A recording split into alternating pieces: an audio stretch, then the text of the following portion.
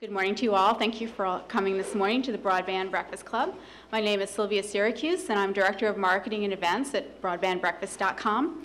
I'm hosting the event today as Drew Clark, our chairman and publisher, gives his regards, but he's unable to make it this morning. We are excited to have a full program today. We have 5 panelists, and we have Mr. Edelstein, the RUS administrator. First I want to briefly mention our upcoming events. Our Intellectual Property Breakfast Club will be meeting again on July 13th. The subject is the Anti-Counterfeiting Trade Agreement, and we hope you'll able to join us then. And on July 20th, we have our Broadband Breakfast Club again, which is our smart grid telecommunications and the electric infrastructure. And now, without further ado, I'll introduce Sharon McClune, our managing editor at broadbandbreakfast.com and our moderator for today. Sharon has been a journalist for 20 years. Most of her work is focused on technology, business, and politics. Her work has appeared at CNN Money, the New York Times, the Washington Post, and Science, among other publications. And just prior to joining broadbandbreakfast.com, Sharon worked as a business reporter for WashingtonPost.com and as an editor at National Journal's Technology Daily. Finally, please join me in thanking our sponsors: the Benton Foundation, International Broadband and Electric Communications Incorporated, National Cable and Telecommunications Association, and Telecommunications Industry of America. Thank you very much.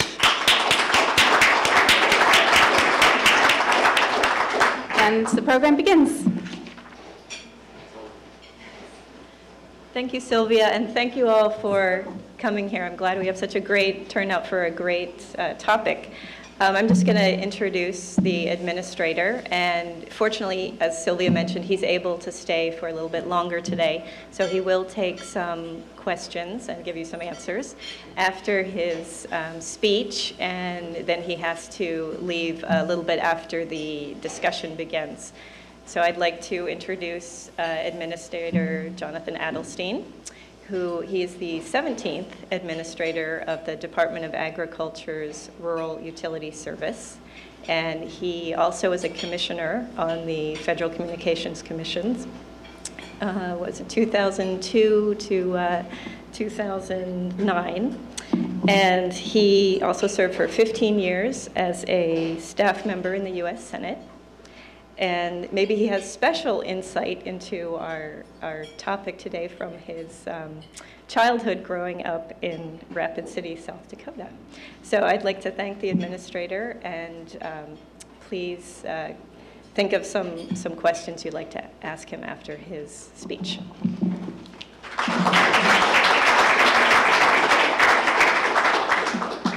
Well, thank you, Sharon, and good morning, everybody.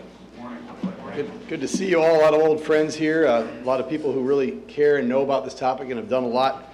It's great to be here to kick off this discussion on rural broadband, something I've thought about. It's been a passion of mine for many years, and in this new job, as you described, I've got the opportunity to really make a difference like never before.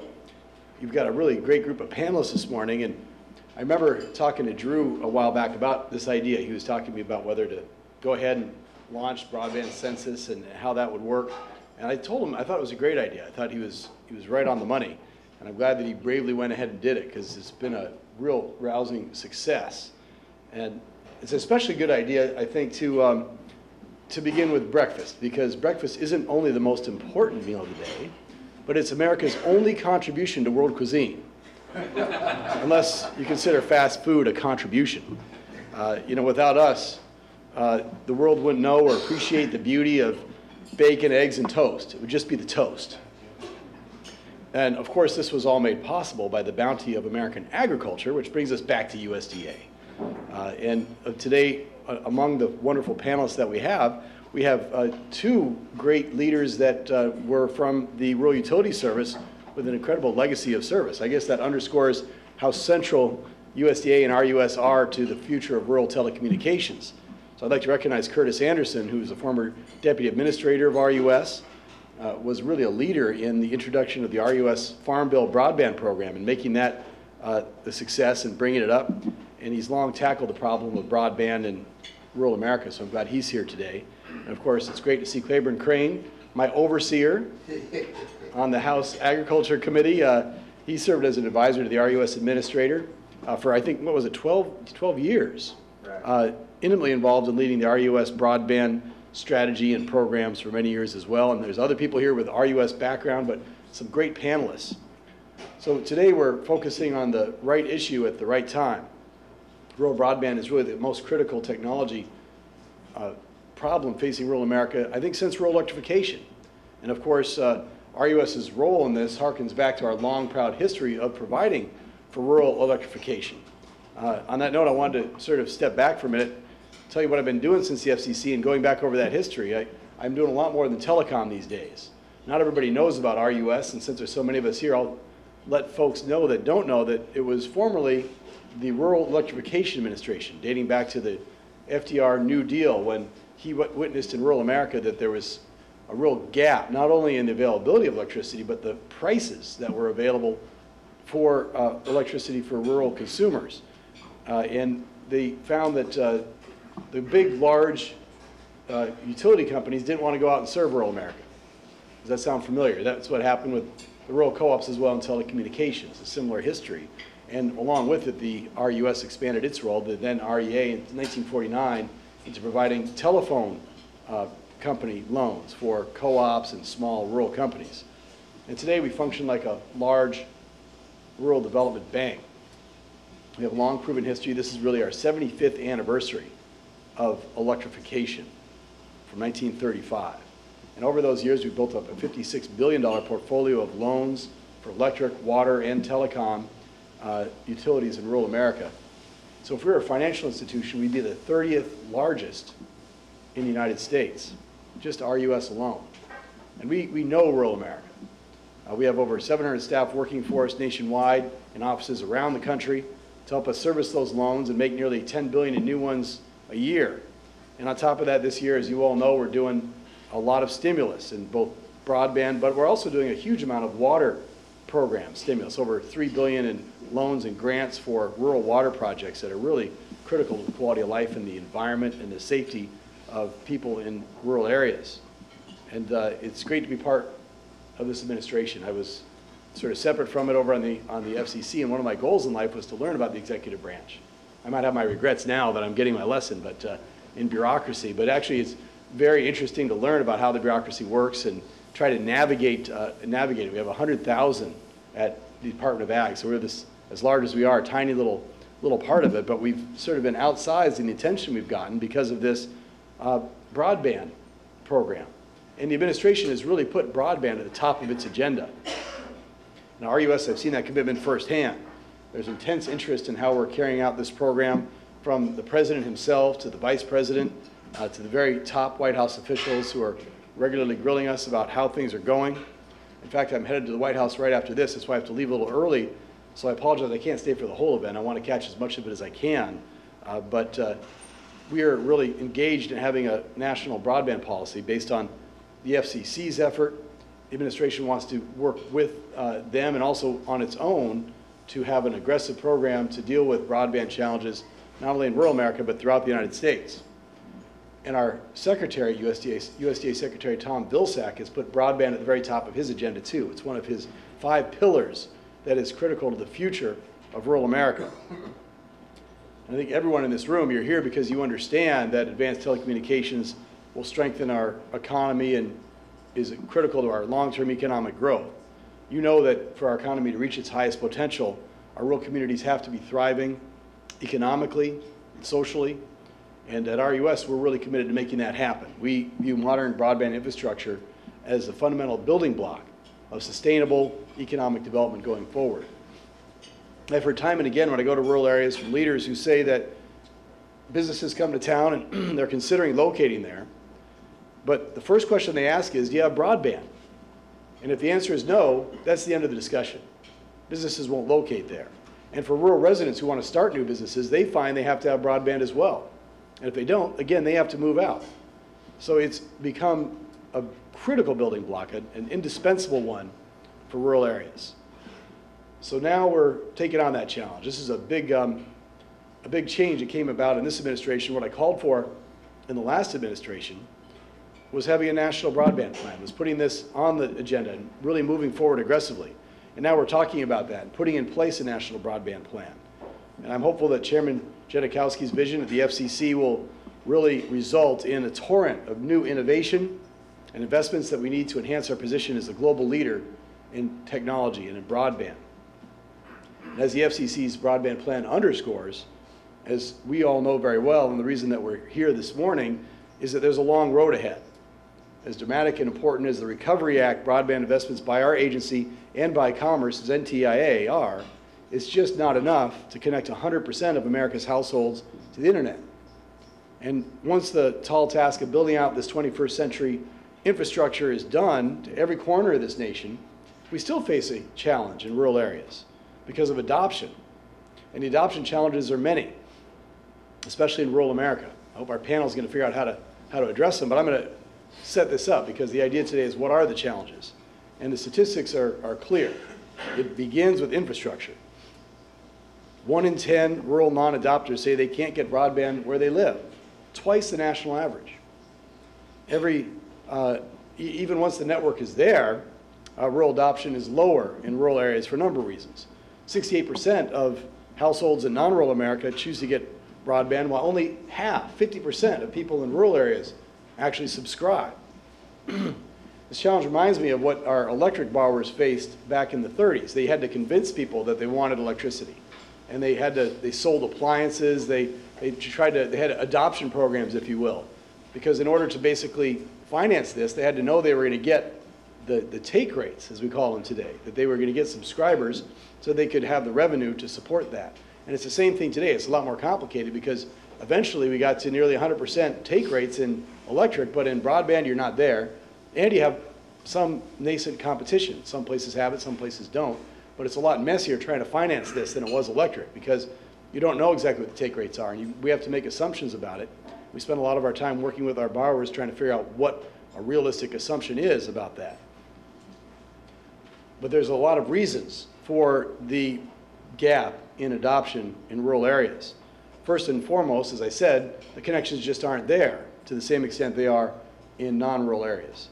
And second, and a big one, is that by and large there's fewer computers in rural homes. Only 17% of rural homes have a working computer compared to 51% of suburban and 29% of urban homes. Third, incomes in rural areas are lower. At our recent rural summit that we held with the secretary, he cited an $11,000 difference between rural and non-rural incomes. So affordability is a big issue here. And in the FCC survey that we saw in the plan, 36% of people that didn't adopt, both rural and non-rural, said that cost was the main barrier. So it's a bigger barrier in rural areas because of incomes. And the data shows that rural areas are less likely to have access to more than one wireline broadband provider, which suggests to me that the absence of price competition means prices are higher. We don't have all the data on that, but I strongly suspect it. And we've heard from some people here today, when I was on the FCC, you testified that it costs more for you to get backhaul, considerably more than it would cost if you were in Denver, in Laramie, Wyoming. And part of it might have to do with the cost to serve rural areas, but not all of it. The difference is, I think, $100 for a backhaul compared to $5 in Denver just down the road. That isn't all explained by the cost differential. It's explained in part by the lack of competition. In fact, we know that rural telecom providers pay higher prices to interconnect the backbone networks to get their traffic out. So their costs are higher. Now, how much of that is attributable to competition and how much is attributable to higher costs is something that the FCC is sorting out now. It's something I called for getting the data on. We should have the data today. We shouldn't have waited this long, but I'm glad the FCC is moving forward to do that. It's something I tried to address in my time on the FCC, and they're going to address it now. Another reason is digital literacy is lower in rural areas. A smaller percentage of people are familiar with computers, and many don't know how to use the internet, or they don't see its relevance to their daily lives. That's true in rural and urban areas, but to a larger extent in rural areas. Lack of familiarity and relevance is cited as a main barrier by 22% of people that don't pick up broadband in both rural and urban areas. And fifth, another factor to take into account is the aging population in rural areas. Of course, one way to reverse that is to get the internet there. I can't imagine that young people are going to want to live in areas that don't have broadband and they're not going to have the economic opportunities to do so either. But the median age in rural areas is 50 years old compared to 46 nationwide. And this discrepancy is compounded by the digital literacy problems. The studies find that age is inversely related to broadband adoption. So for the future of rural areas, we have to make sure that if our young people want to stay where they grew up, and some want to move out, but those who choose to live in rural areas have to have the economic opportunities. They have to have broadband. So this is why the Secretary has put this as one of his pillars, because rural America, the biggest issue we have is out-migration. For its future, if we don't have broadband, we're going to see that trend continue, even accelerate, and that will accelerate the digital divide and will undercut our health as a nation. And study after study shows that once broadband is adopted, rural and non-rural folks alike use it in a similar way. They take advantage of online classes, shopping, get local news and information. And of course, there's additional advantages in rural areas where educational opportunities are enhanced even more than they are in areas where there's already a lot available. And telemedicine is critical for rural areas. So there's so many benefits. I could go on, but you understand all these benefits. I want to take a minute to touch on just a couple of those areas where it's so important. I talked about healthcare and schools, and there is special challenges facing rural areas. These critical community facilities have so much to gain from broadband, but like rural households, they face access issues, they face cost issues.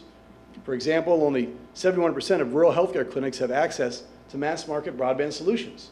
Sometimes they'll get their own special access, while metro clinics have nearly 100% access. That's a big gap. According to the FCC's National Broadband Plan, 3,600 of the 300,000 small health care providers face a broadband connectivity gap. They don't have broadband. And it's particularly wide among those in rural areas.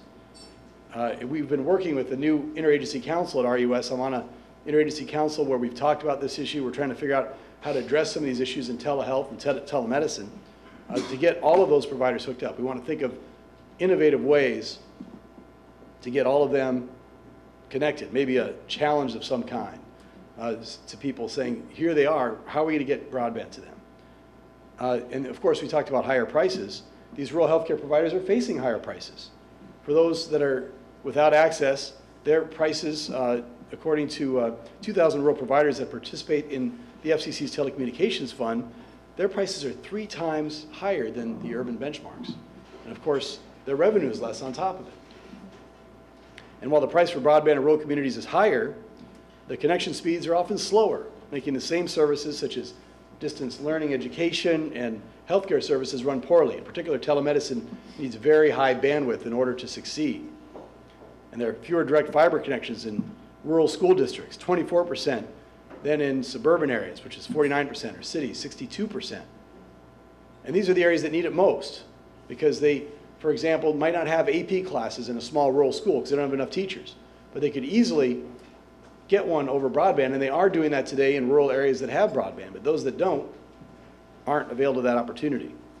So these statistics are still pretty daunting. We have a big challenge ahead of us, but I'm really heartened by the unprecedented collaboration we're seeing this year between federal agencies, the kind of meeting I'm going to, interagency meeting shortly, and the way we're working together with telecommunications providers, big and small, to try to chip away at these statistics every day, day in and day out, to expand access. And as RUS administrator, I'm really proud that our agency's accomplished a lot so far with the $2.5 billion that Congress gave us. Thank you, Claiborne, in broadband. With our loan authority, we're able to leverage that $2.5 billion to provide even greater levels of funding for those who are participating in our loan offerings. So our first round of funding, you've seen, we gave out funds for 68 projects, for rural infrastructure projects in 31 states and 1 territory. And that's going to bring broadband to 500,000 rural homes, businesses, and community anchor institutions. And that's just the beginning. These awards represent a wide variety of technologies too: wireline, wireless, DSL, cable. We have it all. And as a matter of fact, 13 of the awards will provide cable video services. More than half will deploy fiber right to the home or farm or ranch, as it were. 37% have a wireless component. 20% are pure wireless projects. All the areas funded under NOFA 1 are underserved to some extent, if not completely unserved. And in round 2, we're continuing to focus on extending service out to areas that have the least service and that are the most rural. We've addressed all the major issues that cause concern with our first round, and we're looking forward to a really successful conclusion just a few months away. I can't believe where this goes to September 30th.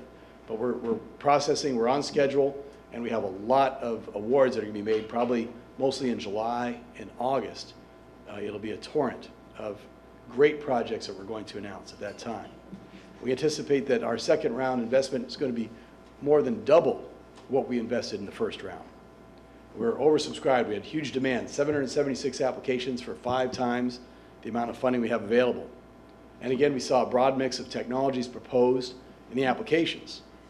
So we're working away at those numbers. It's clear that there's no single solution, that private investment drives so much of it. But government, incentives, cost support mechanisms, development in technologies, and consumer education all play a role in building out access and improving adoption.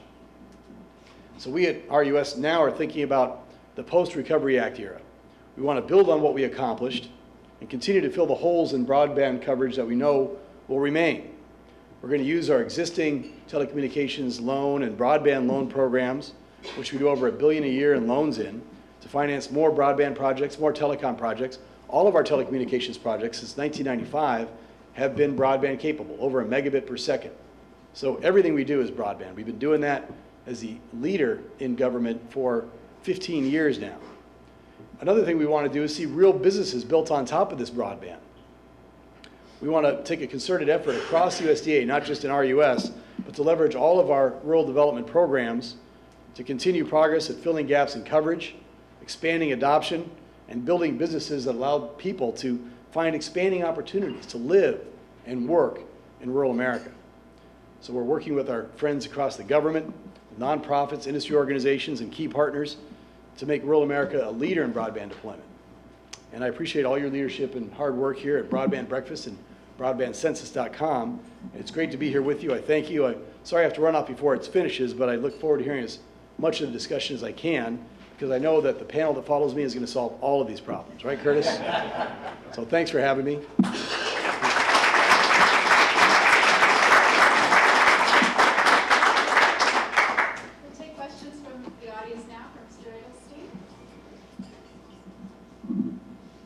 I answered everything. So. I say you must have done a good job. No question. All right. Yes, I see one. Yes, I'm Jerry Hackman from Congress Daily. I have a question. Do you actually know where there isn't broadband? Has there, in rural America, has there been complete mapping done, or are you dependent on people coming to you and saying, are you dependent on people coming to you and saying, we don't have broadband in our area, therefore we're making an application? It's a great question. We don't know, it hasn't been mapped yet. The NTIA is doing a great job of trying to get out the map. It's not due to be done until February 2011. There's some maps that have been done that are informing us, but we know from every application that we get that we're about to fund whether there's broadband there or not. We make a really concerted effort to get into that community and find out what's going on. We have this field operation that I talked about earlier with 470 field offices, and I have 24 what is called general field representatives. And we've hired 8 more under the Recovery Act temporarily to go out to these areas. And because it's such an extensive undertaking, we only go to those areas where it looks like we're about to fund an application. And we had a 30-day period where we allowed incumbents or anybody else to file a public notice comment saying, this applicant said there's no broadband here, but in fact, I do provide broadband there. So we are now going through those comments. We got a number of them to see, based on those applications that sort of made it to the front, and we're looking at those now, whether in fact there is broadband in that area. And there can be some, of course. You know, the rules now say that 50% of the residents of that service area can't have access to 5 megabits per second combined. So there may be some broadband in some of the service area, and of course a broadband provider that already provides service might say, I provide service.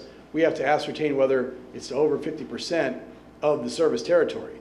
So it's quite a major task to go out there and look at these. We're looking at doing hundreds of these field reviews to determine it. Now as a result, we're going to have a pretty good sense in those service areas whether there's broadband. That's not a national map. That's a very unique map that only really applies to us, but it's something we're going to use to help inform the NTIA. It's something that teaches us a lot about where the holes are in rural America. We learned a lot in the first round because while we had a different definition of unserved and underserved, we did the same process. We sent our field representatives into the field to determine whether or not there was service already available there, and we did a very careful count. And it was a huge undertaking, but well worthwhile to avoid overbuilding. So we're learning piece by piece. If there was a national map, it'd be a lot easier because we wouldn't have to do all of this work. But I think even then, we'd have to do a lot of it because even with the map, the level of specificity that we need, which is going right to the service area, and each service area is unique, how it's shaped and how the company decides to propose service, we need to go into that particular service area and kind of measure carefully. So it would be helpful to have a broadband map, but we're essentially building our own broadband map for each service territory that we're about to fund. And a number of applications probably will fall out. They did in the first round as a result of us discovering that, in fact, an area which was claimed to be eligible was not, because there was more broadband service there than was indicated in the application. Now all these questions, yes.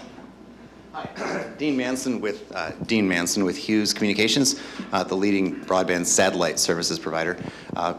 Administrator Ellison, I want to thank you on behalf of Hughes and the satellite industry for the vision you showed in putting in place a specific program in the second round for satellite, recognizing that it's uniquely well situated to fill in the gaps that aren't otherwise served by terrestrial technology, and in particular recognizing the unique feature of satellite, which is that there is satellite capacity already in place, which means that you don't have the double expenditure problem that you try to avoid in choosing only one provider in an area. You have the ability to enhance competition and to really leverage existing competition by doing what you've done, which is creating 8 separate regions and providing for the possibility of multiple awards per region. One concern that the satellite industry has expressed, as you may know, is that if there were only 1 or maybe 2 awards selected in a particular region,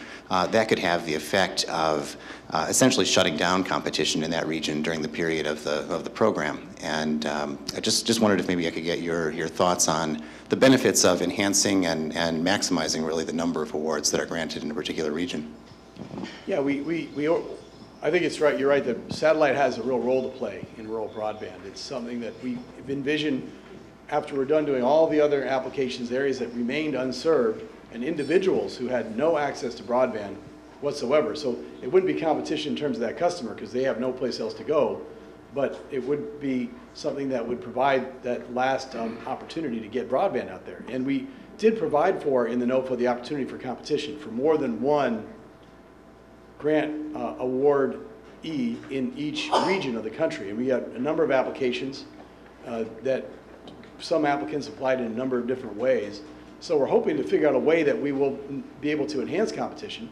We think the way we structured the RFP will enhance competition among those who apply to make sure that there wasn't just one big application or not just one, but that we could do it in multiple ways. We built ourselves a lot of flexibility in terms of how we award these grants. So we're just beginning the process. We just received them on June 8th, and we got a number of good applications, and we're going through them right now. So we're going to try to figure out a way that we can make sure that rural customers benefit in the maximum possible way from that.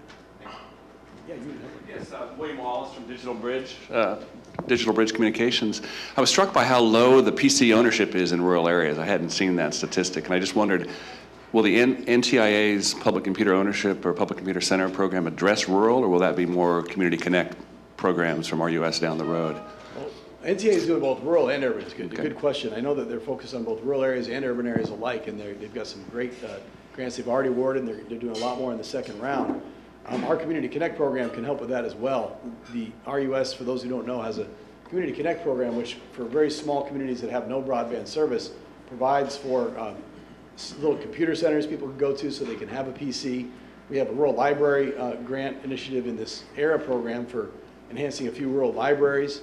And the Secretary of Agriculture has put $100 million under a rural development for rural libraries to be built in small areas. And those are rural community centers for those that don't have PCs. As you can see, in rural areas, it's especially important to have community centers with computers in them, because not only is it a place people can go that don't have computers, but it's a place people can be trained.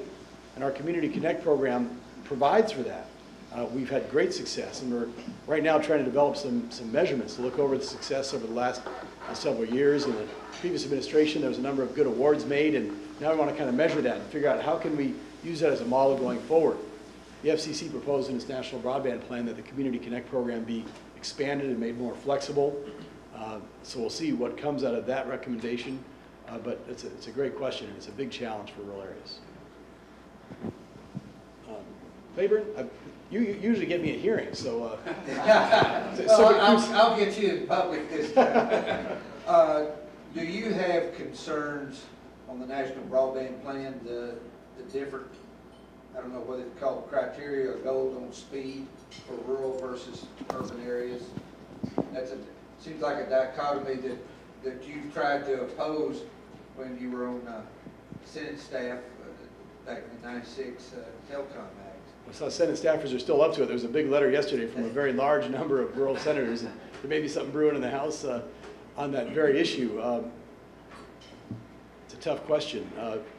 You know, I think that there can't... I realize that's not your territory, it's your former colleagues, so you beat on them. Yeah, you gotta be a little careful, but you know, I don't think there should be a differential. Let me not characterize the plan itself, but to say that rural areas need every bit as much broadband and as robust of an offering in terms of bandwidth as urban areas. In fact, as I've indicated, I think in some ways they need it more, because when you're in a rural area, it can be the difference between life and death when there's telemedicine. And telemedicine doesn't work well for a number of the most important applications, like distance surgery, where somebody's from a major specialty hospital directing somebody in an emergency situation in a surgical situation. You know, having sort of jerky, you know, broadband that doesn't flow smoothly is not going to do the trick. Or if large files are being sent on an emergency basis for evaluation in a trauma case from a small rural clinic to a specialty hospital in an urban area, it's not good enough to wait 15 minutes for that file to be transmitted. It needs to be very high bandwidth. Education, if you live in an urban area, you've got all kinds of access to the finest educational facilities that America has to offer. Now, that's possible in rural areas, but only if you have bandwidth to enable things like distance learning at very high levels of speed, so that you can have good graphics, you can have good streaming video.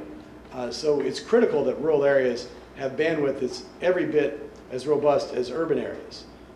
That's hopefully the goal that we all share. The FCC's broadband plan says they wants to get 100 million people at 100 megabits per second, and I think a lot of those are going to be in rural America, as they should be. We have time for one more short question. There we go. Lynn Stanton, TR Daily. Other than the fact that that's how much money you have left, is there some particular reason why you expect to give out twice as much in the second round as the first round? I mean, are you seeing differences in the applications, or were there applications left on the table the first round that you didn't give out because you only wanted to give out half as much? It was designed originally, as you might recall, we had planned on doing 3 rounds of funding, and it became clear to us as we're going through this that it wasn't practical to do 3 rounds. You can see we're racing to get the 2 rounds done. We're on schedule to do it, but there's just enough time to do 2 full rounds. So we basically folded the second and third round into the second one. So we'd anticipated having a significantly larger second and third round than just the first one. We also wanted to learn lessons of the first round, and there were a number of lessons. Some things didn't go as expected. The remote definition, which came under some criticism, resulted in a number of applicants not being eligible. They thought they were less than 50 miles away. It turns out they weren't. And some of those are very good applications that are now coming in again that we're getting a chance to look at a second time. A number of applicants in the first round applied for more grant than was allowed under the order. This time we're more flexible. We have a larger grant component, and we have flexibility to move the grant amount up based on need, on, for example, areas that are lower income or areas with high unemployment, areas with low density, very high rurality. So we knew we were going to learn from the first round, and intentionally decided to hold back a lot of resources for the subsequent rounds, as it turned out round, in order to have we knew it would get better as we go along. And I do think we did manage to improve upon the first NOFA. We got a lot of good grants and loans out under that first NOFA, but we're going to get a lot more out under the second, and it's designed to make that possible. Thank you very much. Thanks, everybody.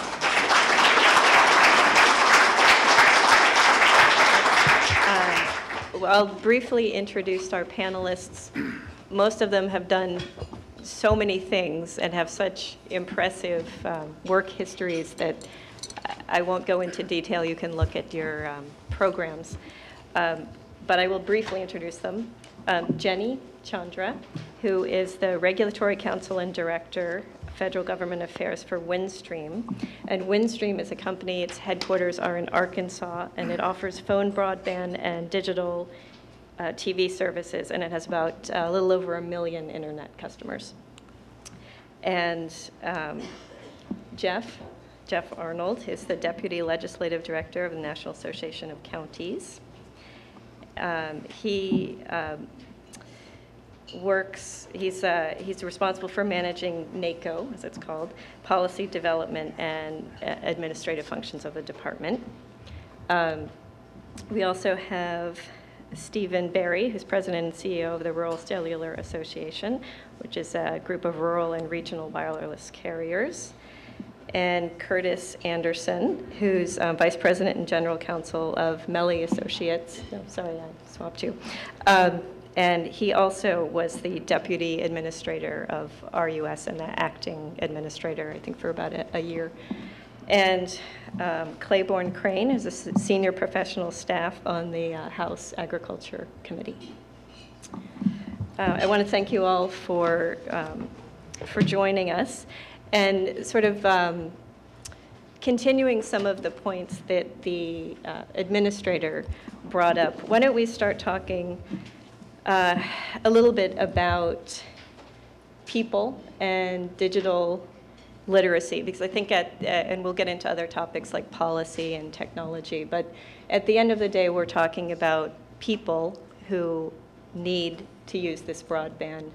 And the administration has also framed this debate of bringing broadband to rural areas as largely a way to boost local economies.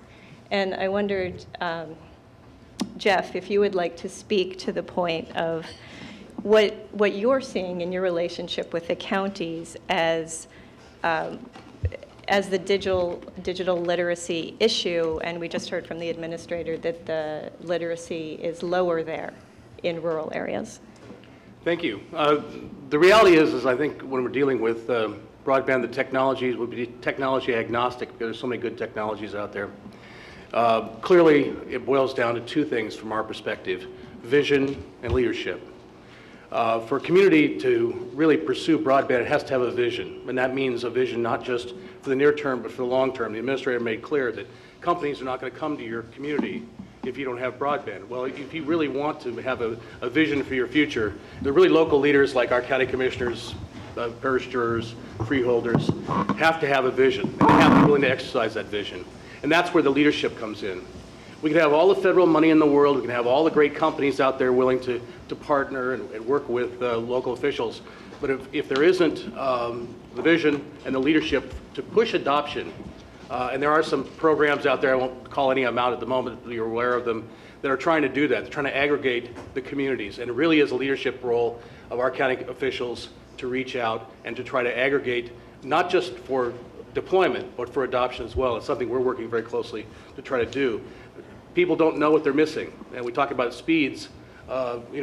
Zero speed is not good. Some speed is better than nothing. Working towards everyone having the same speeds. Rural America, the people don't know what they're missing, and so one of the things as part of that vision is for our local officials to make clear they really do need to be able to reach out and provide those sorts of services for all the things the administrator suggested are possible in rural America.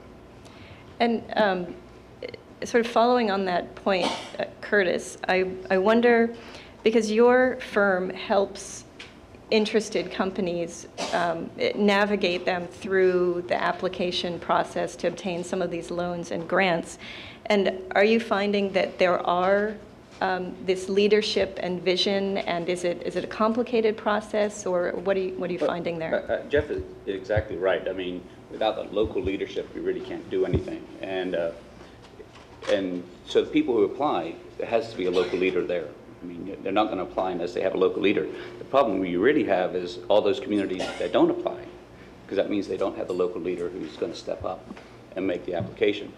Part of it, though, is the federal government has a knack for making things complicated. We have a multitude of programs in different agencies trying to address the same issue, rather than trying to get one comprehensive look at these things. I mean, we tried it in the last administration. I know Jonathan's going, and they're doing an interagency thing now. But even in rural development, for example, there's a community facilities program, which counties and small towns use for hospitals, schools. They can use it for broadband, even. In RUS, you have the distance learning telemedicine program. You have the Community Connect program. In the FCC, you have the E-rate program. And why all these different programs? And that's what's complicated to the small town visionary. They don't even know where to start. So are you suggesting that perhaps some of these programs should be consolidated?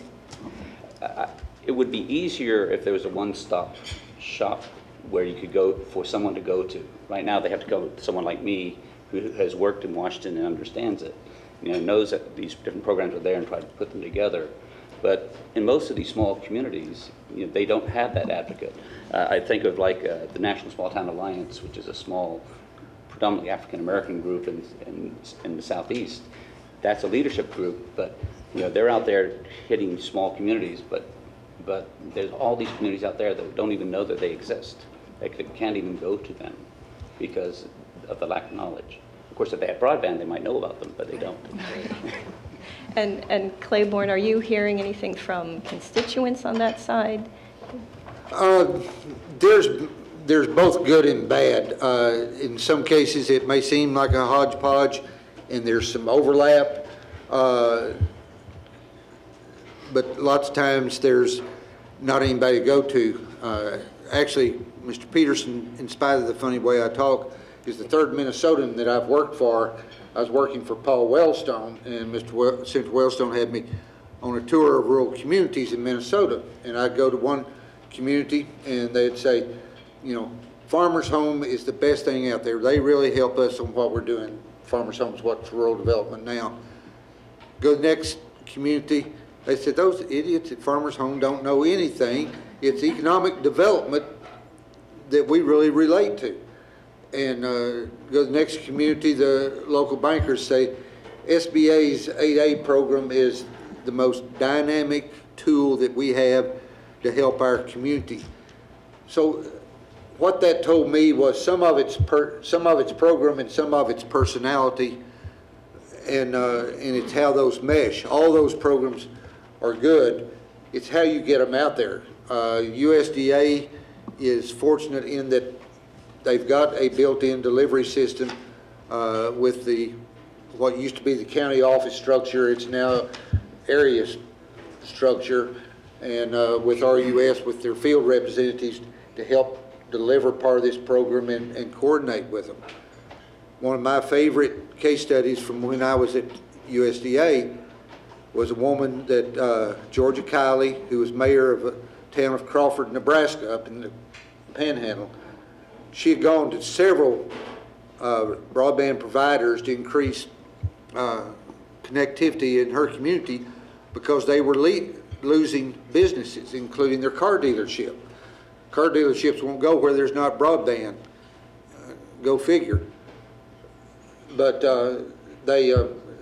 she couldn't get anybody to do it, so she took the little 501(c)(3) that they passed around in the community, took it, filled out the application herself, got her Community Connect grant, got it funded, got on up and running, and then she calls me one day, just matter and hops.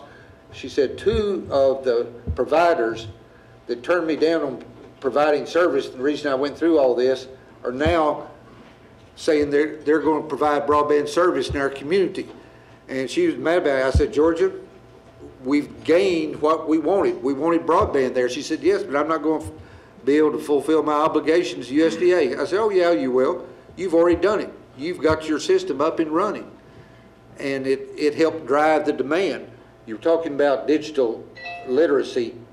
That is an important part of the acceptance and the take rate that Mr. Adelstein referred to. The more people know about what kind of tool this is, the more impact it's going to have. The Distance Learning Telemedicine grant program that RUS has is one of the few federal programs I've ever seen that when we go back and do audits in following years, we find they ended up doing more than they said they would do on the original application. Because once you get that infrastructure out there, they may have done it to provide advanced placement classes in their high school. Well, they found since they had that infrastructure there, local businesses could use it for distance learning training of their employees in a night program. Hospitals that wanted to use it for technical assistance found they could also use it to train their nurses. Well, let's talk a little bit about infrastructure, because that certainly is tied to literacy and many other issues surrounding rural broadband. And I wonder if Steve and Jenny, you might address what infrastructure, as the administrator said, is one of the hardest parts to this equation.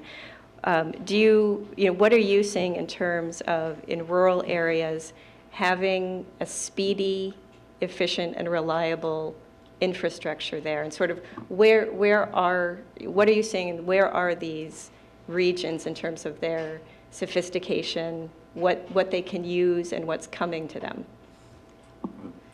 Thank you.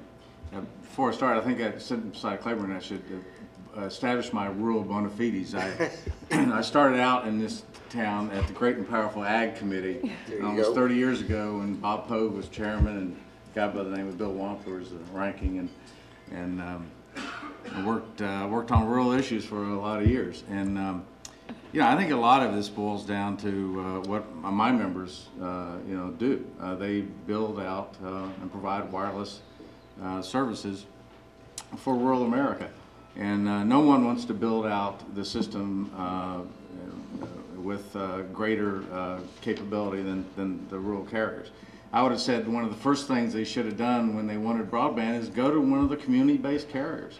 Go to one of the small rural carriers and say, listen, we want broadband here. What do we have to do? Whether you know it or not, you have enormous power in terms of anchor clients. A county can bring anchor clients to a company and say, listen, you come to this area, we need it, we're gonna buy it, you're gonna have access, you're gonna be able to sell to people immediately. And as you build out your network and as you build out your system, in fact, you will improve speeds. We talked about speeds here. I know the broadband plan has 4 megabits as their target. We'd like to see 100 megabits in rural America also, but you got to sort of start what is possible. If you have 54 kb, 4 megabits is a damn sight better. It's broadband, and what we're suggesting is 4 megabytes is a good starting point. If you, and according to the FCC's own plan, if you increase that to 6 megabits, you would triple the cost. Jonathan was kind enough to hear me out the other day when I said, we ought to really focus on mobile broadband. We talk about computers and everything. In 2014, all the studies show that more people will access the broadband via mobile device than any fixed wireline device. Now, granted, you need higher speeds at schools, hospitals, and those centers, but broadband, mobile broadband has potential as we get more spectrum available, and that's part of the administration's plan, to get up 100, 150 megs on mobile broadband. That's pretty daggone fast. Cable, I know sitting there with Steve Mace, cable is the fastest growing backhaul for wireless broadband in the United States. Cable passes 94% of the homes in the United States with a broadband product. Our guys want to build out the last mile and we want to connect it through backhaul. Backhaul is always a problem. I don't know that building a backhaul middle mile funding mechanism for the wireless world, building by fiber is the most cost efficient way to do that. That's cost anywhere from $2,500 to $10,000 per household. We can provide broadband mobile for $350 to $900 a household. In rural America, they want a solution. They want it today. They don't want the promise of the solution tomorrow. That's where our guys, I think, excel. We provide good coverage and speeds that are, and some of our rural systems are even in better shape than some of the higher volume carriers in the United States because they're brand new.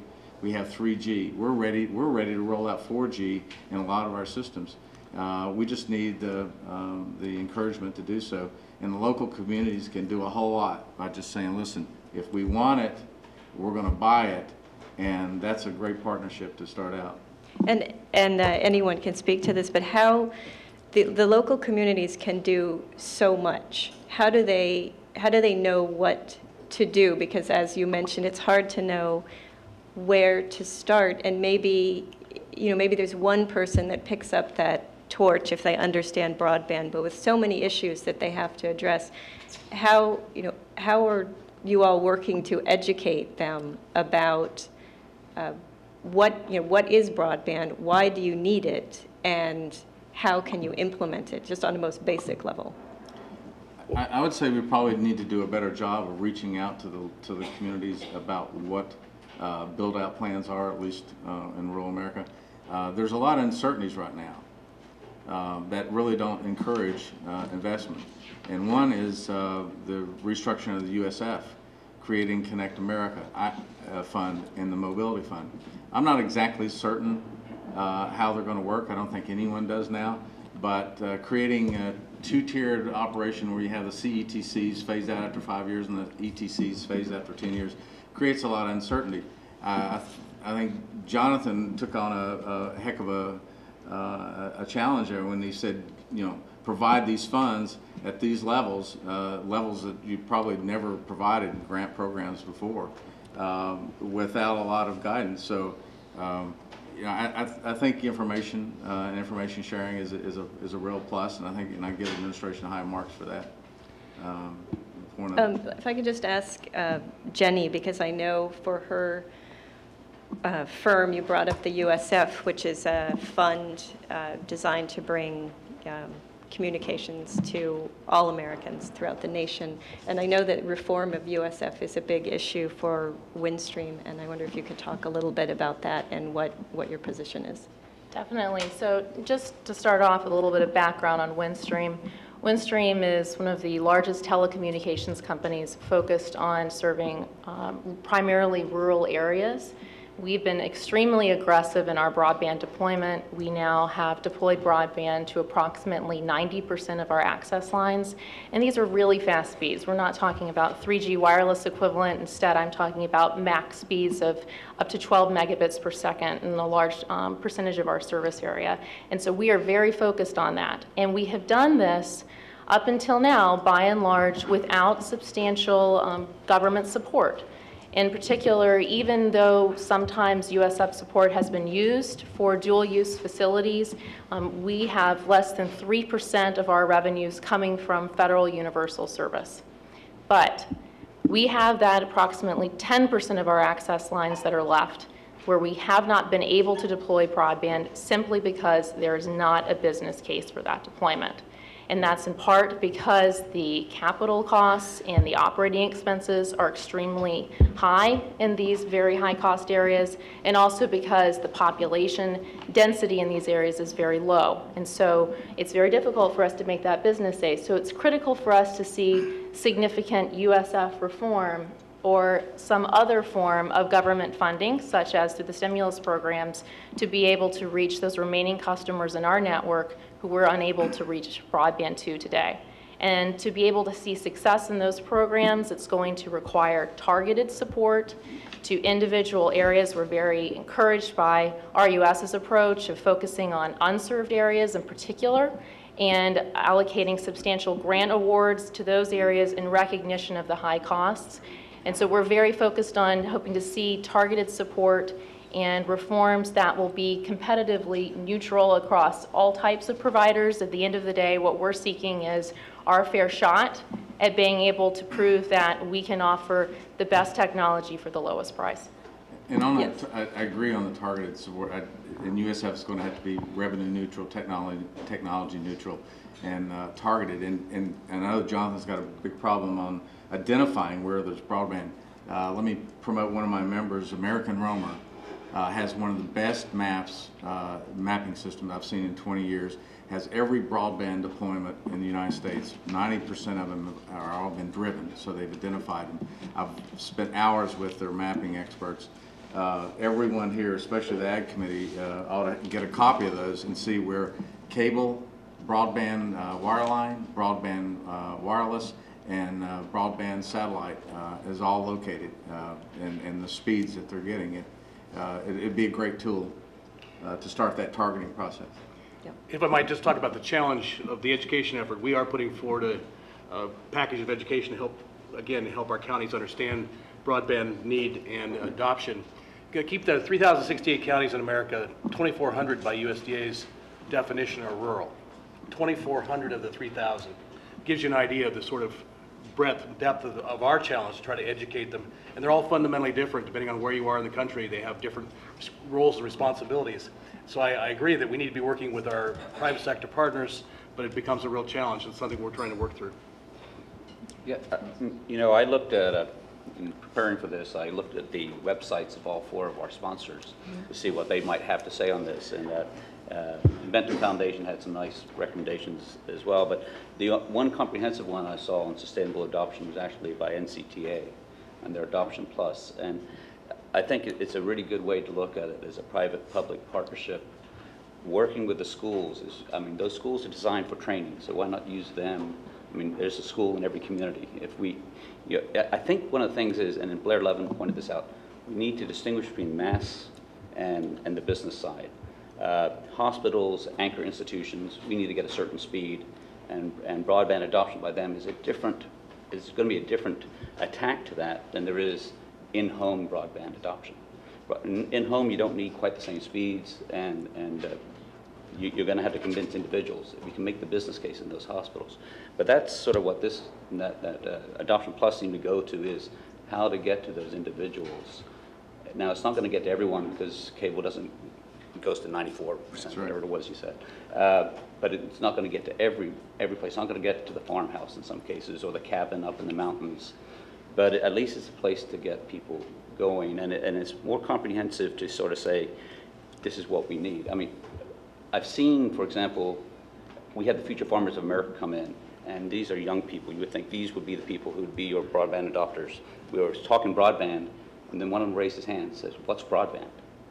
I mean, you know, when an 18-year-old doesn't even know what broadband is, that means we haven't done a job of, and this is a leader, that we haven't done a job of educating them.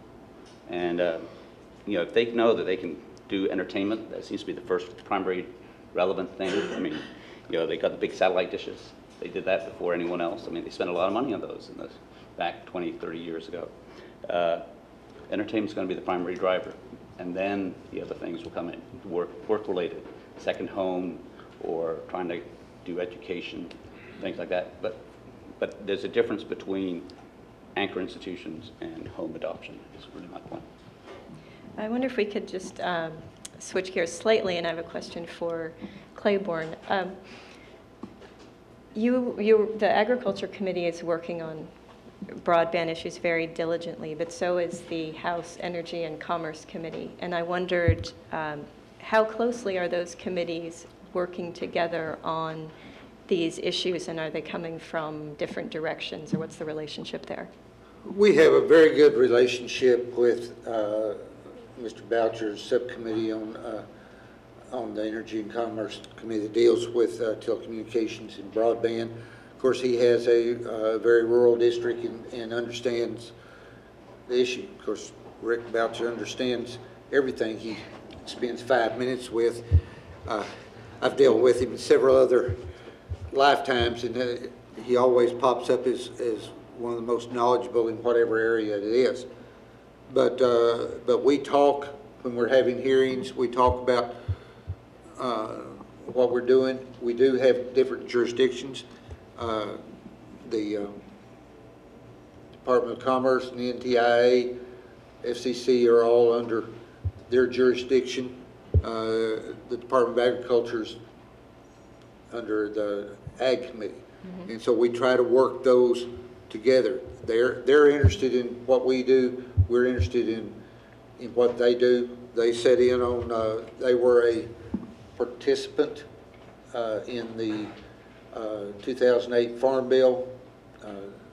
Farm Bill, in addition to the Ag Committee, had 9 other committees that claimed jurisdiction in some other way, shape, or form. So how you make that work is always difficult.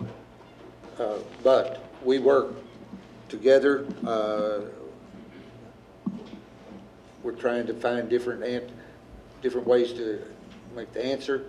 But when it comes down to it, through the years, the reason the Department of Agriculture has certain programs it has is because those areas have been ignored. Theoretically, it would be very nice to have everything all in one pot and it cover the blanket. But when you get in a competition with a community of 5,000 and a community of 500,000, the 500,000 is going to get more attention. But I think we've got a good working relationship, and we do monitor what goes on in each other's committee. Assuming that you've all read the National Broadband Plan, or at least parts of it, I hope it's 360 pages. I wonder if any of you could comment on, are you pleased with the direction that the plan is addressing some of the rural issues, both in adoption and availability? Well, I guess I'd say I like the rhetoric, I like the general guidance, I like the thought process that went into it, I like the direction that was suggested. As a practical matter, though, it was fairly disappointing for rural regional carriers on several fronts. Not only the USF reform and the mobile fund, but the fact that I think it could have encouraged broadband, mobile broadband faster, and I think there was a lot of areas that they could have done a little better on that. I was very pleased on data roaming. I think that's one of the non-cost activities that the FCC could do today that would actually spur broadband deployment. It would help everybody, and that is required data roaming between and among all carriers. For some people who maybe aren't familiar with the term, could you just explain what data roaming is? Some carriers may have licenses that only cover a small area, and in many of the rural areas, you have smaller licenses, BTAs or SMAs, CMAs. It's smaller licensed area, and if you build out that area, you've got great coverage for that particular service in that particular area. But when you travel outside that area, you'd like to have the same functionality that you have inside your home where you live, work, and play. Data roaming a mandate would require other carriers to accept your user in their network and provide all the same services, not only voice, text, broadband, data services. So data roaming, we have a voice roaming requirement, and I think since everyone's going to broadband and it's IP, VoIP, IP protocol, data is what the voice is, and that's where we're going to be in not too many more years. So data roaming mandate is one of the non-cost things that the FCC and the administration could do today that would spur investment in rural America, because when you build it out in rural America, if you know that you have access to a nationwide network and a nationwide system to be interconnected, you're going to buy from that local, we believe you're going to buy from that local provider. You're going to buy from somebody that has the best service in that area, including broadband speeds of, I mean, some of our guys that are rolling out LTE right now are looking at speeds in excess of what Alcatel-Lucent and Ericsson and those anticipated. We're getting 7, 8 megs, and instead of 4. So that's what data roaming is, and it's just a basic policy determination that I think would drive broadband in ways that we should have already been there. So. I thought data roaming was somebody that worked at the FCC. That was Rita. That was Rita. So I would like to follow up on that. And then after your comments, then I think we'd like to open up to questions. So please, go ahead. On the National Broadband Plan, Windstream was very encouraged by the USF components of the plan, particularly with respect to high cost reform. We think that the process and the framework that's laid out by the plan are very promising and really could lay a good foundation for solid reforms. In particular, we were encouraged by the plan's recognition of the need for better targeting of support to granular, high-cost regions that in a way that's focused on the actual cost characteristics of the regions rather than focusing on the size of the entity that is trying to deploy service in those areas. With respect to adoption, we in particular were very pleased to see that the National Broadband Plan was interested in pursuing pilot programs that will look to figure out how best to offer discounted, subsidized service to low-income consumers. I think oftentimes adoption is thought of being really more of an urban issue, but as Administrator Adelstein clearly made the point today, adoption is a very big issue for rural areas as well, and we're pleased to see that there will be efforts going forward for the FCC to look into really how do we best structure a low-income program that will get the maximum bang for the buck in bringing more consumers online. Thanks. We have David over there has a microphone, so if you want to raise your hand, he can bring the microphone around. Kamala Lane, Communications Daily. One of the goals of the FCC repurposing USF is to achieve ubiquitous broadband. So from a rural perspective, do you think ubiquitous broadband can be achieved without increasing that current cap on USF? Well, you're going to have to do more than just address the cap. You really need a total restructuring. You really do have to focus it. You have to reduce the study areas, focus on those areas that don't have broadband. There's a lot of areas that don't even have voice, and make sure that it's revenue neutral. It's a forward funding mechanism. You talk about how much it costs to build out a new system today, not historical funding mechanisms of what it cost to build out a system 20 years ago. So if forward funding, portability, let the consumer decide which service they'd like to participate in. If it's a mobile service or a wireline or a hybrid, fixed fiber, point-to-point, whatever it is, let the consumer decide. Then you get away from this concept that you're only going to fund one provider in the rural area. I think that's the worst discrimination that you can imagine, and the Hughes satellite just mentioned it, is you're only going to provide one provider in an area. That's a monopoly. That is not competition. That doesn't provide choice. Why you want to provide only one wireless carrier and one wireline carrier, I don't understand. I think what you really want to do is target the service areas, get them smaller, identify exactly where you want to go, and then provide funding for those entities, wireline, wireless, whatever, that can provide the most efficient, cost-effective service at, quite frankly, the highest and best connectivity. That's where I'd like to see the broadband plan go. They talked a lot about it, but when you drill down into it, they didn't actually provide the details on how they're going to get to there. Well, and at the end of the day, the FCC does face some very difficult challenges going forward. USF, after all, is a limited resource, particularly if the commissioners want to stay within the existing budget and constraints of the fund. I do think it makes sense as an initial matter when thinking about broadband deployment to triage, focusing first on those areas where broadband service doesn't exist or where there is not a case for even one provider to be able to sustain service. But going forward, I do think there's a lot of promise, and the process framework laid out by the plan does provide a good roadmap for future deployment initiatives by all types of providers, and hopefully the focus from the FCC will continue forward as being a technology neutral one where the best provider, the one that's able to offer the best service for the lowest price, will be the one that receives the high cost funding. Do we have any other questions?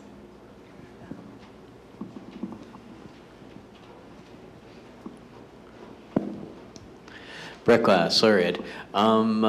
Administrator Edelstein alluded to the issue of special access, the middle mile, and the high costs involved in that. I'd hear from the members of the panel, what does each of you think the various agencies should be doing to address that? Well, as a special access provider here on the panel, and also as a middle mile purchaser on the panel, in fact, actually, to be able to offer our service, our broadband service, we purchase more middle mile than we actually are using of our own. I can tell you that we found that in rural areas, the issue isn't so much one of pricing as it is, quite frankly, just of cost. These are extremely long stretches of land that need to be covered, and there are very few subscribers at the end of these middle mile connections to be able to connect to and spread those costs over. So it's not so much a pricing issue as it is a cost issue. And even more fundamentally than that, in Windstream's experience, we found that the biggest infrastructure barrier to our ability to deploy to that last 10% of our customers is not found in the middle mile, it's found in the second mile. And those second mile fiber connections are what's holding us back from being able to deploy more. So if we had funding, if we had one choice of where in the network we could put funding, it would go to the second mile first, because we'll be able to get more bang from our buck in being able to bring individuals online by being able to put money onto second mile connections. And those second mile connections are ones that Windstream can use for its customers, and also companies like Mr. Berry represents can also use to connect their cell sites to the larger internet backbone. I would say that NTIA focused on middle mile, and I thought that, okay, they're going to focus on middle mile. RUS is going to focus on second mile and last mile. It hasn't worked out exactly like that. We had one carrier that made a proposal to RUS, would cover 5 states with approximately $45 million. We get top-end speeds on 3G speeds at 750 kb on a wireless platform, and they were rejected, and they ended up funding a middle mile project that literally did not provide. This would have been ubiquitous coverage, by the way, Camilla, for 5 states for $43 million at 750 kb. They ended up funding a middle mile project that they had to talk about whether or not you want to provide an exemption for $10,000 per household cost. I think we can get bigger bangs for our buck.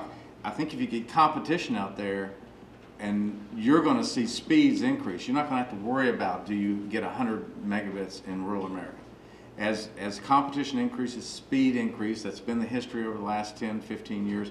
And I think this new 4G LTE long-term evolution technology, we're going to see speeds that are going to be, out the roof when you get more spectrum to go with it. 10 up and 10 down, phenomenal speeds. 10 megahertz up, 10 megahertz down, phenomenal speeds.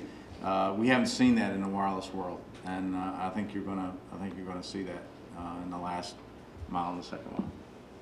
Would anyone like to add? No? Okay. Alyssa Clemson with IBEC. I just had 2 questions, if you don't mind. First of all, did you claim that 94% of homes are passed by cable? When I was at cable, 94% of the homes in the United States had a broadband product. Not they all weren't the same speed. Had a broadband product that they passed. Not everyone took them. But does that mean that the provider is actually providing the service to that home, or they have the capability to provide it? They have the capability to provide if someone wants it. Now, some people will say, and Jonathan alluded to the cost. I'm in the wireless world right now. I believe that we provide the same product at a much better price point, especially in rural America. That last 10, 15, 20% is going to, I mean, everywhere in the world, wireless is the technology of choice. My point was, cable already has a product out there, and with banding, brand banding on cable, they can provide a phenomenal backhaul capability, and they're already out there. So I think a lot of people can hook to them. I guess I just would come back to the 94% because I work with electric cooperatives all the time, and we cover about 80% of this country's landmass. Now, not 80% of the population, but surely more than 6% of the population. And we get calls from people all the time saying, they say they serve on their website, but we can't actually get them to come provide us service. So I take great issue with this FCC's 95% claim of service, this 94% of homes passed. Having the capability to get it and actually getting it are two different things. Well, it There- also depends but on there are if two- you they wanna are two different spend things. $2,500 to lay the line for that last mile. But, and most people don't. but I think there are other technologies that can do that as well. But I mean, that's okay. My other question was, now I can't even remember. I'm so spun up about this 94%. It just drives me crazy because it's kind of like homeless. And this will be my last rant, I promise. But if you look around at the homeless population in this country, 99% of them live within proximity of a home, right? Am I wrong? Am I right? But that doesn't mean they have a home. Thank you. I'll throw you another figure out there. IBM did a study. In 8 to 10 years, 95% of landline subscribers, that's to the home, landline subscribers are going to go away. It's all going to be mobile. Broadband mobile adoption is going to be 98% in the next 8 years. So why are we really focused on fiber to the home? Verizon's already stopped laying fiber to the home and part of this FiOS program because it's so cost expensive. It's so cost. So I'm just saying there are ways that we can get better bang for the buck. Oh, I agree. And with higher percentages. I'm with you. I totally agree on that. I really question that 95 and 94% service, and I hate to be a hard. I didn't say service. I said they pass. Right. Mike Tiemann with Mellie Associates. I spent a bit of time with Curtis over at the RUS, and one thing, I'm seeking your advice on this, one thing that seemed to be prevalent was there was no one solution for any community, any one community. And we had found that it really required throwing every bit of technology that would make sense in that area to the area in order to provide service at respectable speeds or meeting the community needs. I'm hearing a lot of, it seems like Windstream is doing a lot of whatever we can do to get out there to even to the last 12%, we're going to do it because we want our market area covered and figure out how to make a business case strong. So your thoughts on technology implementation? Well, from a county's perspective, you've got to keep in mind that counties are a unique space. If you're in Arlington County, 26 square miles, you're pretty easy to handle something like that. But if you're talking about a San Bernardino County in California, which has Ontario on its west that's fairly populated, yet it's the largest county in America, it's over 500,000 square miles, the technology that's used in Ontario would be fundamentally different than something you'd use in the eastern part of the county. And so it really has to be, you have to look at, from our perspective anyway, we have to be technology agnostic. We want to look at every technology that makes sense for the community. And that's what, again, depending on where the community wants to go with it. I mean, that's the other part of this leadership vision thing, is that they have to understand what they're trying to accomplish, who they can partner with, whether it be in the cellular industry, whether it be wireline, whether it be satellite, what makes sense for the population that you've got to cover. And so for us, as we educate our members on the potential out there, we try to kind of throw the whole technology plate out there and say, here's what's possible. And if it's one technology or the other technology, you really have to look at it based on what you're actually trying to accomplish. You're in Loving County, Texas. There's 89 people. Does it make sense to do any wireline anything in that county? Absolutely not. So the wireless solution for that county makes total sense. So it really does based on county by county sort of perspective. And just to add to that, it really is more than just connecting communities, that is town centers in particular. In Windstream's territory, pretty much all of our towns have broadband. The issue for us, where we have those 10% of the customers who aren't able to currently purchase our service, they're on the outsides of the towns. So we have the connections to our central offices. What we need going forward is funding to help us make the business case to extend the connections from inside of towns to outside of towns to those rural consumers on the outskirts in the less populated areas. And on that, I'd like, Curtis, I'd like to see Jonathan with more grant money, not more loan money. If 2% loan money would have done the job, we'd be a lot further down the road. It won't. In those very targeted specific areas, grant money makes a lot more sense. And I think it's right. I mean, everyone's talked about the targeting of it. I mean, as I've thought about this, the concept of underserved, I think we need to get rid of. We're either unserved or served. We define broadband somehow, however we define it. But the unserved areas are what we're really talking about. How do we get infrastructure to those unserved areas? Whether you do it through USF or some sort of voucher, that's kind of what you were talking about, a voucher program using USF for the individuals to make that business case. Or, you know, even what we've discovered is even with grants, if you fully funded the capital costs to some of these areas, you still have the operating costs. The operating costs that you can't make that business case.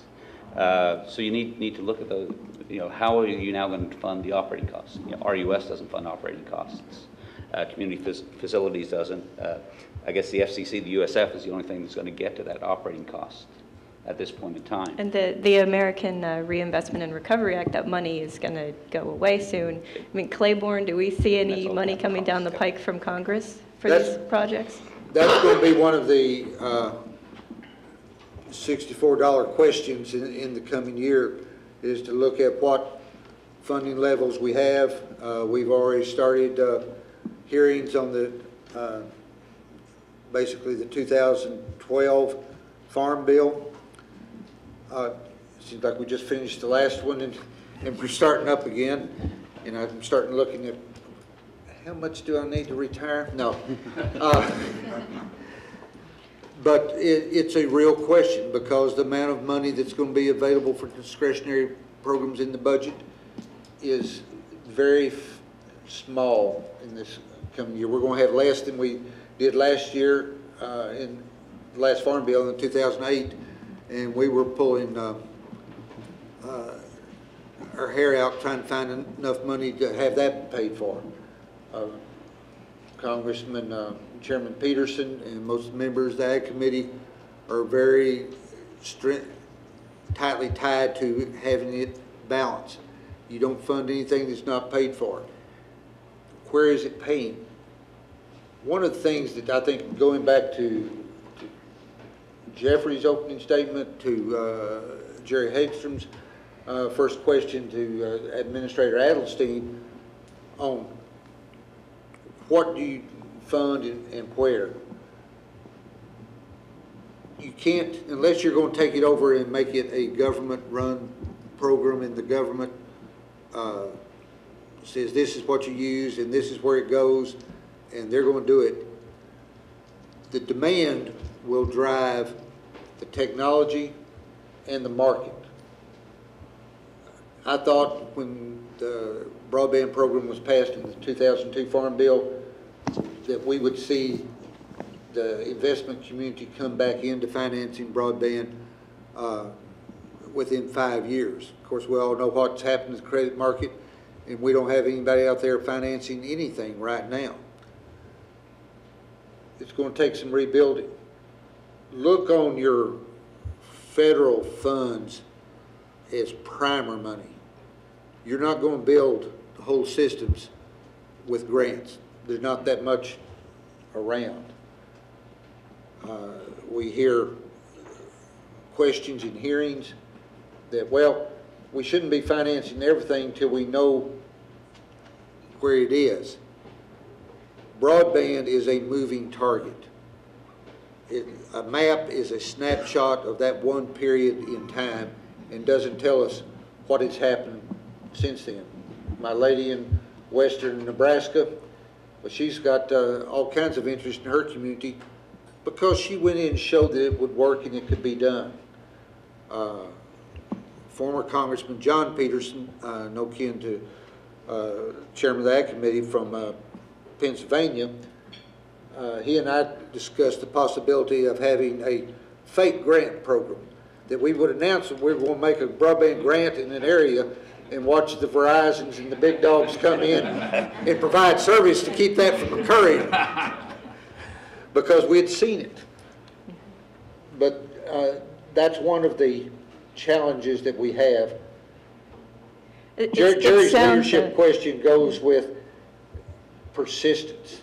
If a community, there's one person in that community that feels like that is important to that area, if they are persistent enough, whether they hire Curtis or not to help them find the pot of money, they'll find a way to make it work. It can be done. Well, do you think that Congress, it sounds like from what you're saying, some members of Congress are being very cautious until perhaps they see some of these maps that are not yet published? I think the maps are going to make a difference. I think it's going to depend on what the members are hearing in their districts.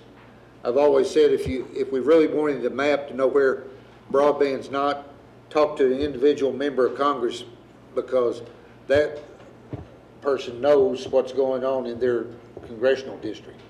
They may not know what's going on in the whole state, except for Earl Pomeroy that represents all of North Dakota, but they will know what's going on in that state. What we hear, what we at the committee hear from the members of the committee reflects what those members are hearing from their home constituencies. And I think, you know, we also have to be cognizant of the fact that even in basic POTS telecom, someone else mentioned it earlier, we don't have 100% coverage. You know, 60 years after we started telecom program in our REA, RUS, you're not going to get 100% coverage with broadband unless it's through the wireless or satellite, or broadband over power lines where they're all connected already, because it's too costly. I mean, but you get that local leader. There was a community in Michigan that had no local telephone service at all. They came to RUS for a broadband loan. They got a broadband loan, and what justified it wasn't the people. It was those 100 gas wells in the community that had to be connected by broadband that made the business case for the infrastructure. It wasn't the people, but then the people benefited from it. So they went from nothing to broadband, fiber speeds, just like that. But it took a local leader something like 7 years to put up a co-op to get that done. And on the local level, are we seeing, I mean, it's almost like you need a broadband school, a class you could go to that helps you understand what it is, where are these grants, you know, what are the websites, who do I talk to? You know, is there some sort of toolkit? In the local area, I would suggest rural development. The rural development area offices is a good place to get started. The GFRs that Jonathan mentioned at RUS, I mean, they can connect you with what's going on. They know what's going on. They know some of the other programs that are out there, and that won't cost them any money to make that first connection. You know, but once they get into it, then they're going to have to talk to different providers, and then you got to know. Then you're going to have to find someone who can tell you what is the difference between this provider and this provider, and not just listen to the sales force. And there might be some more questions. Okay. Yeah, this is probably more for Steve. You know, goal number 2 of the National Broadband Plan was to create broadband wireless as a global industry. I think that's very great amount of foresight given the bang for the buck you've talked about and the mobility benefits. Are there things the government, either NTIA, RUS, or FCC should be doing that we haven't touched on yet today to try to do that? Well, if you're talking specifically about telecom policy at the FCC, I've mentioned data roaming. We ought to have data roaming mandated. We ought to have interoperability of 700 megahertz. We're the first country in the world that's going to deploy a 4G LTE high-speed data, wireless system. If we make all the paired 700 megahertz interoperable, then that's going to be the standard for the world. And our citizens are going to be able to travel anywhere in the world and have coverage. We're going to be able to build that network. The suppliers, OEMs, the manufacturers, are going to be able to replicate that network in Europe and Asia and the rest of the world. We haven't had this opportunity in almost 20 years to be the standard bearer for a new fourth generation or a new generation technology in the wireless telecom world. We ought to get it right. And they can do those two things right now. It doesn't cost any money. to anybody, and it doesn't, don't have to have a bunch of hearings. There are already NPRMs down at the FCC on both of those. I think if they do those two things, we'll be well on our way to enticing some investment in this new technology. And of course, our guys would also like to see more handsets out there. We believe, you know, if new smartphone high-end handsets drive broadband adoption, then we should see more broadband handsets available, not sort of a technology denial that handset exclusivity provides now. But those are three non-funding things that we think should have occurred last year. Good. Sylvia, did you have some comments or anything you wanted to add, concluding comments? So I'd just like to thank our panelists so much. I think you really all added just great different dynamics to the whole debate, and I hope we shed some light on the problems of rural broadband adoption and availability. Thank you so much.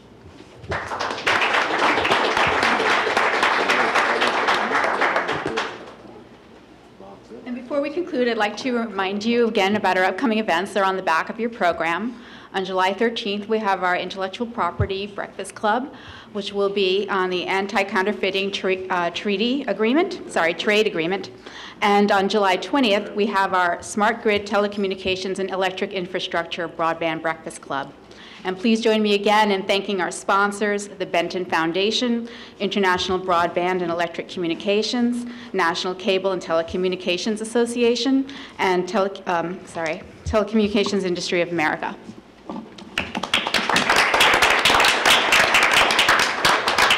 And thanks to our panelists, and thank you all for coming.